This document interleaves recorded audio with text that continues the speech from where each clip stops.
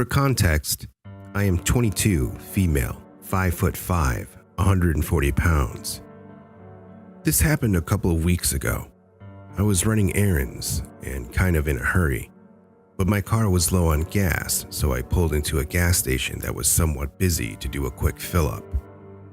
The gas station shares a parking lot with a grocery store, so there's a line of parking spaces that run along the length of the pumps. So, for clarity, the setting looks like gas station pumps, a few yards of space for cars to drive through the parking lot, and then the grocery store's parking spaces. The gas station didn't have parking spaces because it doesn't have a store, just a little box where the attendant sells cigarettes and accepts cash payments. As I pulled up to the pump, I noticed a middle-aged man leaning against an SUV that was parked in one of the store's spaces. I didn't really think much of it. I just kind of glanced at him and thought it was a little odd that he seemed to be watching people pump their gas. But I just shrugged it off and parked in the closest unoccupied pump, which happened to be directly in front of him.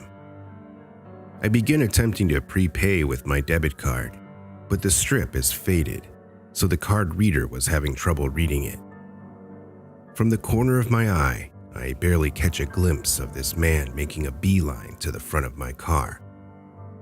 I'm a socially awkward person, so I tried to pretend I didn't see him and continue cursing my card and trying to get it to work. Then, much to my horror, I realize he's hurriedly washing my windshield.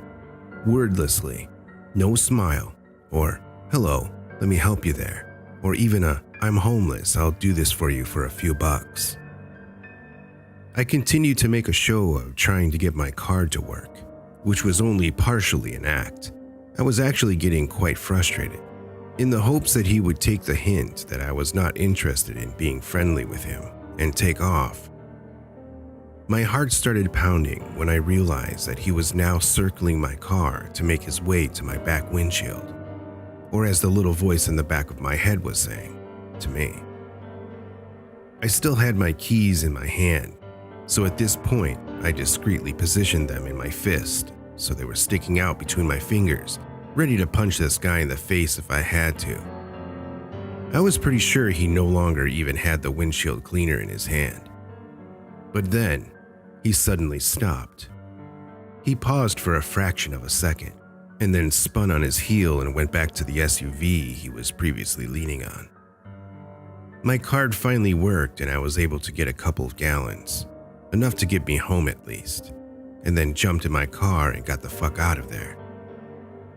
The gas station is a popular spot for homeless people to set up their signs and ask for cash. I kept thinking how weird it was that he didn't even look homeless, so it's not likely he was doing it in the hopes of making a few bucks. Not only that, but he didn't walk up to anyone else's car to wordlessly clean their windshields. After getting home and telling my mother-in-law what happened, I found out from her that there have been a couple of kidnappings in our area that have been linked to sex trafficking recently. I'm starting to think my shitty debit card saved my life. He probably realized I was going to end up needing the station attendant to process my payment since I was having so much difficulty with it at the pump. Looks like I won't be replacing this thing anytime soon. I was on my way back home from a late night session at the gym. The gym is right next to my campus, but my flat was on the complete other side of the city, so I was definitely making sure that I caught one of the last buses, otherwise it was a long walk back. I got to the bus stop and it was empty, except for this one older guy who looked pretty disheveled and out of it. Already this was setting off alarm bells in my mind, so I stood far away from him and began to wait. The bus tracker said that the next bus wouldn't be for another 15 minutes. Damn it. Oh well. I put my headphones in and started listening to one of my podcasts to the pass of the time, all the while making sure I kept the man within my peripheral vision. It should be noted at this point that I have dwarfism. I'm 4 foot nothing and about 80 pounds, and I'm used to unwanted attention. It was against my better judgment that I was even out this late by myself in an unfamiliar part of town. I must have let my guard slip because I suddenly felt a hand on my shoulder and the man was standing right next to me. Too close. I looked up at him and he was saying something to me, so I took my headphones out to hear him. You all right there, pal? I was saying I've never seen one of you before. He was swaying and grinning at me. I'm all right, thanks. What bus are you getting? I didn't want to answer that truthfully, but there were only 2 buses left to come that night. I said I was the other one. He looked disappointed. I've always wanted to meet one of you. He stood there and stared at me for what felt like a whole minute. I felt his eyes all over me now that I think I understand what women mean when they say they felt like a piece of meat. Eventually he said, "Do you have sex?" I've had some inappropriate questions from strangers before, but that took the biscuit. I should have said it was none of his business, but I found myself saying yes uncomfortably. He seemed to contemplate that for a while, amused by the idea. What's it like down there? I've always wanted to know. From his tone, he sounded kind of excited. I took a couple steps away from him. This time I was more prepared. That's not really your business. I was thinking about how long the walk would be back home. He was getting the bus I needed. I didn't know where the other bus went. Was it worth going through with my lie? I didn't know. I suspected that he would get on the same bus as me regardless. He took a step closer. This was the moment that I actually got scared. He saw me step backwards and I didn't care. He knew I was uncomfortable and didn't care. That means it's big. I bet it does. I've always wanted to fuck a midget. That was it. I wish I had said fuck off or leave me the fuck alone or something, but I was just too scared. I need to go. I blurted and walked as briskly as I could without running. It would take him no effort at all to catch up to me. I pictured him walking behind me with his much longer legs, but I didn't want to look. I walked for a couple minutes before I finally glanced back. He was still at the bus stop, but he had moved about 10 feet to stand at the edge of it. I could only see his silhouette against the light of the bus stop, but I could tell he was watching me. I turned around a corner street, just to get out of sight. I walked the full hour and a half home, picturing him following me the whole way. Creeps me out to this day. Ever since I met the creepy truck driver, I watch what I wear in my neighborhood and around the area of my neighborhood. This happened a few months ago, in March of 2016. This is very clear and recent. One day in March, I left my house because I needed to take the bus in order to get to my classes. I'm in college. I didn't like what I was wearing, and I already walked up a big hill in my neighborhood and almost about out of it. I decided to call my boyfriend and ask him to bring a pair of sweatpants because I felt uneasy with my outfit and it gave off a bad feeling. Within 5 minutes of hanging up the phone with my boyfriend, a white truck drives slowly behind me. When I turned around to see who it was, the driver drove slowly next to me. This is how the conversation went with the creepy truck driver. "Hello. You look very gorgeous, and I just wanted to let you know. Do you need a ride?" Considering I didn't like what I was wearing, this made me feel like a prostitute, but I politely declined, stating that I have a ride. "Are you sure? Because you look cold." I politely declined again, stating it was all right and I will be fine. After the second try, he gave up, so I thought.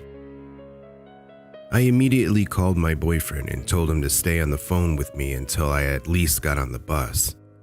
When I turned the corner to walk down a street to get to the bus stop, I saw garden workers, and in front of their truck was the creepy truck driver parked waiting for me. When I got close enough to his truck, once again, he asked me if he could give me a ride using the same excuse about it being cold outside. I politely declined for the third time. Once I got on the bus, I hung up the phone with my boyfriend and I called my best friend as I was explaining what happened. I noticed the creepy truck driver following the bus. He followed the bus for about 15 minutes until the bus broke down and police came on the bus for a different reason. A second bus came, so I did end up making it safe to school. A week after the creepy truck driver tried getting me into his car, my parents went to see a show and my brother was working, so I was home alone with my dog. An hour after my parents left, I heard my dog going crazy. The doorbell ringing non-stop and lots of knocking. I looked out the window and it's the stupid truck driver. He didn't see me though, because I peeped through the blinds. By the time I called neighborhood patrol, he was gone, but they watched my house for a few days. Thinking that was the last straw because now it's May in 2016 and nothing happened for a good few months until last week when I was with my best friend walking to Taco Bell. We noticed a red truck driving very slowly. I looked at the driver and guess who? It's the stupid, creepy truck driver. And he just smiled and waved with his new truck. I don't know how Mr. Creepy Truck Driver knew where I lived or knew which way I took the bus, which gives me chills. This might be too early to say this because I have a feeling things aren't over with, but Mr. Creepy Truck Driver, let's not meet again. For some context, this happened to my younger brother Steven and I when we were about 9 and 6 in our neighborhood just outside a major city in Alaska. Our neighborhood had a 4-way stop right in the middle, 3 ways leading into different residential areas and the main straightaway coming from a busy roadway. It was about 7 p.m. in late November around Thanksgiving. My mom was going to volunteer at our local soup kitchen and invite us along. We were psyched and asked if we could also invite our friend Tucker that lived down the street, and she agreed. She told us she would drive us down in a few minutes, but we begged to walk so that we can play in the snow. She reluctantly agreed, but we had to get a ride back to the house from Tucker's mom, as it was getting dark quickly. We pulled in our snow gear and as fast as we could and set off on a half-mile walk to Tucker's house. To get there, we had to approach the 4-way stop and take a right onto the main straightaway down the side that leads deeper into the neighborhood. If someone was driving down the main road and looked down the straightaway, we would easily be seen, especially since we were walking under the streetlights on the shoulder of the road. The walk started off just fine. Steven and I were kicking up the snow and shrieking when the falling flakes would land on our faces. We were about halfway to Tucker's house when we heard a car rumbling along the road behind us. We paused our game and scooted over next to the berm of snow piled onto the side of the road to give the car plenty of space to pass.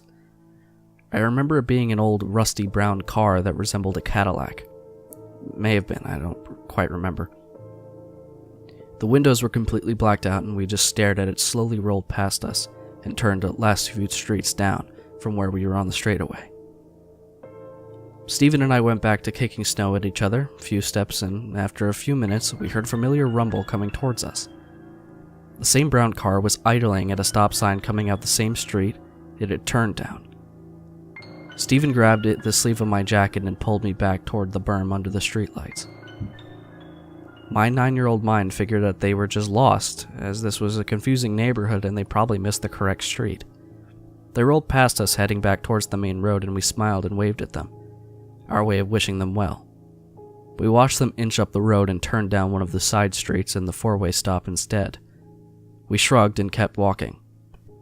It was starting to get very dark, and at this point, we were picking up our pace to get Tucker's house before it got too dark. There were only streetlights on the side of the road we were on. Strange, I know, it was a weird neighborhood in a poor part of town, and we were both afraid of the dark. We were about 3 streets away from Tucker's road when we hear an all too familiar rumble approach us from behind. "It's that car again," Steven whispered to me as he gripped my hand as hard as thick mittens would allow. I tugged him forward and ignored the car. It rumbled alongside us for a few seconds before screeching to a very slow halt. The passenger side window rolled down and a man stuck his head out of the window. He was very clean despite his clunky ride. He called us out as we were walking. "Hey, where are you kiddos going? It's too cold to be walking. Let me give you a ride." Steven gripped my hand even tighter and we both trudged on, not looking back to acknowledge him. Our mother had drilled it deep into us that we were never to talk to strangers, especially in our town. "Come on, it's really warm in here. I'll take you for a steamer and then take you home." Steamed milk and flavoring is what a steamer is. He repeatedly offered us a ride, and each time we trudged on without a word. After about 3 minutes, he rolled up his window and they drove away, making another left on the street right before Tucker's. Alarm bells were screaming in my head because I knew grown men shouldn't be offering rides to kids they don't know. I turned to Steven and told him that we were going to cross the street to the side without lights, and if we saw the car again, we were going to climb over the snow berm into the deep snow onto the side and hide. Steven agreed and we crossed. We heard the car before we saw it. I turned to Steven and told him that he needed to jump with me. He was crying and said that he didn't want to, and I promised him that I would hold his hand, and he agreed. We climbed over the berm onto the other side and sunk down about 2 feet into the snow. The berm itself was about 4 feet tall, so there's no way we had seen him unless someone climbed up onto the berm itself and looked down. We sat huddled together in the snow, holding back tears as we heard the rumbling grow closer. It idled for a few seconds as what possibly a stop sign, and then it grew louder. Now during the winter, there are big gravel trucks that come through roads in big residential areas, like ours, and split gravel all over and roads since they're solid ice to aid in traction. The roads had been freshly graveled about an hour before we left the house, so there was no way to see our prints in the road. The berm was also almost entirely frozen, having been up for a month already. That, paired with us being very light kids, meant that there was no way that they could have seen where we crossed or climbed to the berm, especially because we crossed the street to the unlit side. The car rolled to a stop and idled just up the street for a hiding place for a few minutes. We could faintly hear 2 male voices yelling at each other inside the car. We heard a window roll down, but nobody said anything, just silence. I think they were listening for us. After a few minutes, we heard another car coming down the road and a man say, "Shit!" and the brown beater sped away. We heard the second car pass but stayed. We were crying silent tears because we were afraid that the car would come back. After about 15 minutes, we couldn't bear the cold anymore, so we started digging ourselves out of the snow and climb up the berm. There wasn't a car in sight, so we ran as fast as we could on the icy road down the last street, straight to Tucker's door. We knocked and Tucker's mother whipped the door open and ushered us inside. Apparently our mom called her asking if we made it yet, and when Tucker's mom said we hadn't, our mom began patrolling the streets looking for us. It was probably her car that we heard approaching that scared the men away. We were choking back tears and clinging to each other asking for our mom over and over and over. Tucker's mother called our mom to let her know we'd made it, and within minutes our mom was at the door. We ran into her arms and started wailing about the men in the car and hiding in the snow. My mom called the police, but they never came. She later told me it was because the men hadn't threatened us or touched us, so there was nothing they could do. We weren't allowed out alone after dark after that, and later that year we hadn't saved enough money to move into a safer town.